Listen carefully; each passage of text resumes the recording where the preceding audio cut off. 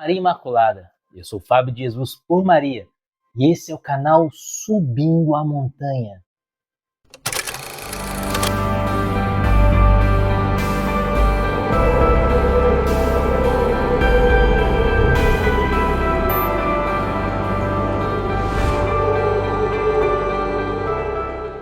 Palavras de vida eterna, o pão da palavra no seu dia a dia, porque não só de pão vive o homem, mas de toda a palavra que provém da boca de Deus. Hoje é dia 21 de fevereiro, terça-feira, amanhã começamos a quaresma, a nossa preparação para o tríduo pascal. A quaresma precisa ser para nós o símbolo da vida do cristão. É claro, são 40 dias. O que são 40 dias comparado com 365 dias do ano? É muito pouco, não é? É como se fosse a nossa vida na presente terra. É muito pouco comparado com a eternidade. Na verdade, a nossa vida na presente terra é nada comparado com a eternidade. Por isso, a quaresma é para nós um modelo de como deve ser a vida do cristão. A vida do cristão nesse mundo é uma peregrinação. Estamos de passagem aqui. E por meio do jejum, por meio da penitência, por meio da caridade, do amor efetivo, amor colocado em prática, e por meio da oração, por meio dessas três armas, vamos caminhar pelo deserto dessa vida rumo à vida eterna. A quaresma é para nós um prenúncio da Páscoa do Senhor. Assim como a nossa vida precisa ser para nós um prenúncio da vida eterna. Você está caminhando para o céu. Esse precisa ser o seu único objetivo. E é disso que fala o Evangelho de hoje. O Evangelho dessa terça-feira está em Marcos, capítulo 9. Marcos, capítulo 9, versículos de 30 a 37. Lembrando que, como sempre, o texto desse Evangelho estará na descrição do vídeo. Então acompanhe conosco o Evangelho desse último dia do tempo comum. Esse dia que precede a véspera da quarta-feira de cinzas. Pelo sinal da Santa Cruz, livra-nos Deus, nosso Senhor, de todos os nossos inimigos, em nome do Pai, do Filho e do Espírito Santo. Amém.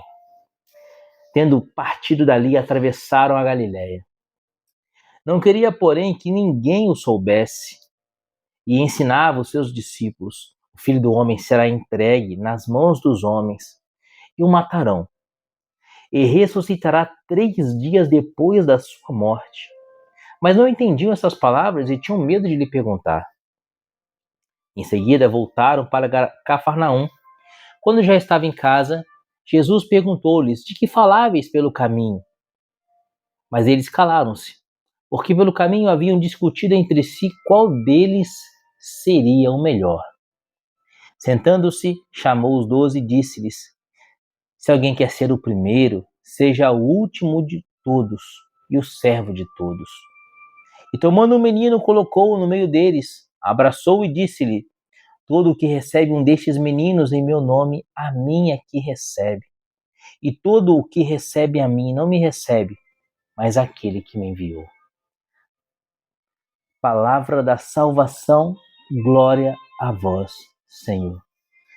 Jesus, depois de ter passado muito tempo ensinando seus discípulos, pregando seus discípulos, anunciando as palavras de vida eterna para os seus discípulos, parece que eles não entenderam nada. Porque eles ainda tinham no seu coração o desejo de serem grandes, o desejo de terem um lugar de honra, um lugar de destaque. Eles imaginavam que Jesus fosse um Messias político, como todo Israel pensava à época.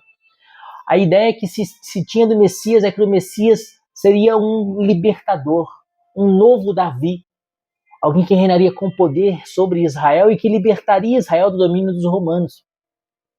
Os discípulos sabiam que Jesus era o Messias, eles acreditavam nisso, mas eles ainda não tinham entendido nada. Eles ainda achavam que Jesus ia dar um jeito de dar um golpe de Estado, de tomar o poder da mão dos romanos, de libertar Israel do poder de Roma e de reinar com poder, com honra, com glória. Sim, Jesus reina com poder, com honra e glória. Mas eles pensavam que Jesus reinaria com poder, honra e glória puramente humanos, como reinou Davi, como reinou Salomão. Mas esse não é o reino de Jesus. Não é isso que Jesus tinha no seu coração. E sabendo que eles tinham desejo de serem grandes, de serem louvados, de terem um lugar de destaque, Jesus mostra para eles o caminho da vida eterna. Acompanhe o que Jesus diz aqui no versículo 31. E ensinava os seus discípulos. Jesus ensinava os seus discípulos. Jesus não estava apenas contando o que haveria de acontecer. Jesus estava dando um ensinamento. Queridos, tudo que Jesus faz é salvação. O próprio nome Jesus, Yeshua, em hebraico, significa Deus salva. Todo o ato de Jesus é um ato salvífico. Cada mover de Jesus é um mover salvífico. Tudo que Jesus faz nos evangelhos é salvação. É por isso que quando a gente lê os evangelhos, a gente diz palavra da salvação, porque aqui está um ato de Jesus nos salvando. E como Jesus quis salvar os seus discípulos? Ensinando-lhes o caminho da salvação, aquele caminho que ele mesmo trilhou, porque ele disse, eu sou o caminho. Então Jesus aqui ensina o caminho da salvação, que é um caminho de humilhação, que é um caminho de cruz, que é um caminho de sofrimento, que é um caminho difícil, mas que leva ao alto da montanha, que leva à ressurreição. Versículo 31, e ensinava os seus discípulos, o Filho do Homem será entregue nas mãos dos homens, e o matarão, e ressuscitará 3 dias depois. Jesus mostra para eles o caminho da salvação, o caminho de cruz. E o que eles conversam no caminho? Depois que Jesus ensina para eles isso, o caminho de salvação é o caminho do martírio, é o caminho do sofrimento, é o caminho da cruz, mas que leva à ressurreição.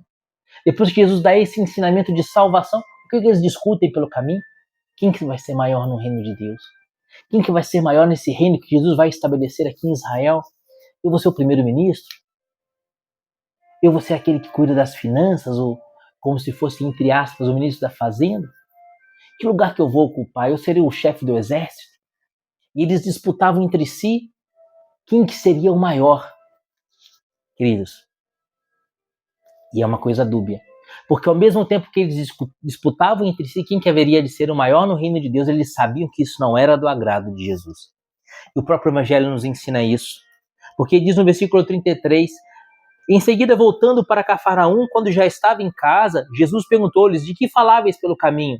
Mas eles calaram-se, porque pelo caminho haviam discutido entre si qual deles seria o maior. Eles se calaram, por quê? Porque eles sabiam que aquilo não era do agrado de Jesus. Eles sabiam, eles haviam entendido que o reino de Deus se conquista pelo abaixamento, pela humilhação, pelo sofrimento, que a cruz é o caminho da ressurreição. Eles sabiam disso, mas eles não queriam dar o braço a torcer. Eles não queriam literalmente fazer a vontade de Deus, queriam fazer a sua própria vontade. E aí Jesus mais uma vez reafirma que é se abaixando, que é abraçando a cruz, que a gente alcança a ressurreição. E ele apresenta aquele ser humano que era o ser humano tido como que não sabe nada, que não entende nada, que não tem razão para nada, que não tem livre-arbítrio para nada, que era a criança. E tomando um menino, colocou no meio deles, abraçou e disse: quando Jesus faz alguma coisa, é um gesto de salvação. Lembra que eu falei para você? Tudo que Jesus faz é salvação. Abraçou o menino, o que significa isso? Quando Jesus abraça aquela criança, ele quer dizer: eu sou atraído pela humildade, o meu coração é voltado, o meu coração abraça a humildade, o meu coração ama a humildade. Lembrando aquilo que depois Pedro vai escrever lá na sua primeira carta, capítulo 1, 5, primeira carta de Pedro, capítulo 5, a partir do versículo 7. Deus resiste aos soberbos, mas dá a sua graça aos humildes. Ao abraçar aquele menino que era pequenino, que não tinha uso da razão, que não tinha livre-arbítrio ainda, que não decidia nada por si mesmo, mas apenas obedecia. O menino apenas obedecia a quem? A seus pais. Jesus disse: vocês querem entrar no reino dos céus, vocês precisam ser como este pequenino. Todo aquele que recebe um destes meninos em meu nome, a mim recebe, e todo que recebe a mim não me recebe, mas recebe aquele que me enviou. Jesus está dizendo: se vocês querem de fato ser meus apóstolos e de fato serem grandes no meu reino, como vocês discutiram pelo caminho, precisam ser como esse menino. Não queiram ser grandes. diante dos homens, queiram ser grandes diante de Deus. Queridos, nesse evangelho de hoje, Jesus nos chama a confiar nele. Não é o que eu quero, Senhor, mas é o que tu queres. O que os apóstolos queriam? Ser grandes diante dos homens, ter um lugar de honra e de destaque, serem importantes na sociedade, num reino humano que haveria de se levantar conforme eles acreditavam. O que Jesus queria? Jesus queria que eles sofressem perseguição, martírio, e pela perseguição e pelo martírio fossem santos, grandes santos, inaugurassem a igreja e estariam com ele para sempre lá no alto da montanha, conforme ele nos vai dizer na sua pregação no Evangelho de João, no seu último sermão antes da sua agonia no Jardim das Oliveiras.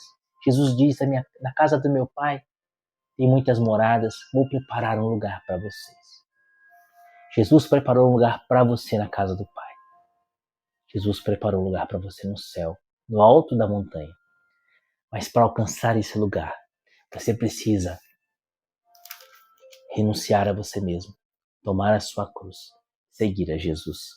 O Filho do Homem será entregue nas mãos dos homens e o matarão, mas ressuscitará 3 dias depois.